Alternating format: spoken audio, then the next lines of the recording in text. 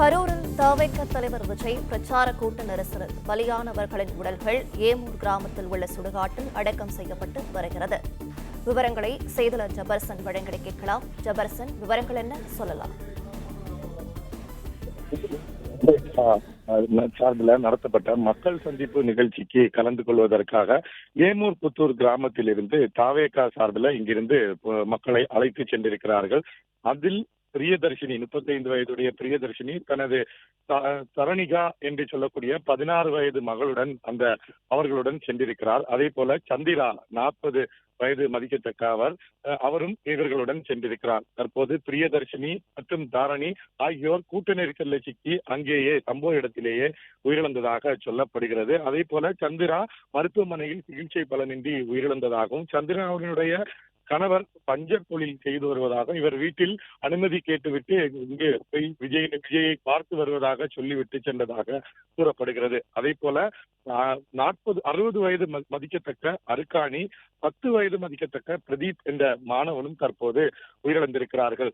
ஏமூர் புத்தூர் கிராமத்தை பொறுத்தளவுல ஒரே கிராமத்துல 5 பேர் தற்போது உயிரிழந்திருப்பது இந்த கிராமத்தை முழுமையாக சோகத்தில் ஆழ்த்தி இருக்கிறது.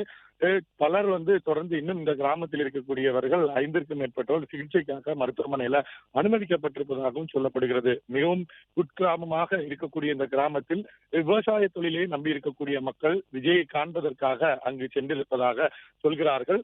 அந்த கூட்ட நெரிசல்ல எதிர்பாராத விதமாக சிக்கி அவர்கள் உயிரிழந்ததாகவும் சொல்லப்படுகிறது.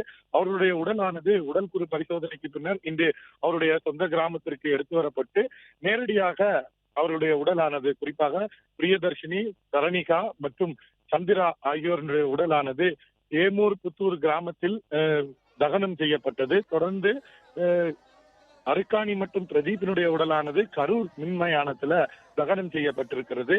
தொடர்ந்து அவருடைய இறுதி சடங்குகள் முடிந்து தற்போது இந்த ஊரே ஒரு சோகமான சூழ்நிலையில் ஆழ்ந்து போய் இருக்கிறார்கள் என்று தான் சொல்ல வேண்டும்.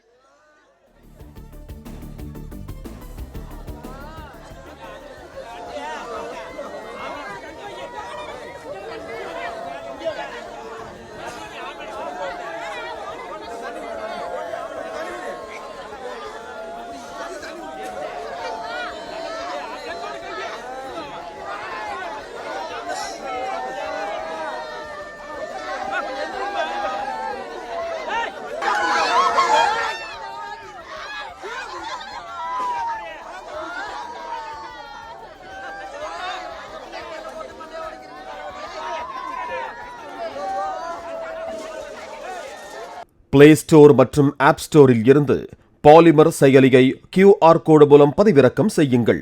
செய்திகளை உடனுக்குடன் பெறுங்கள்.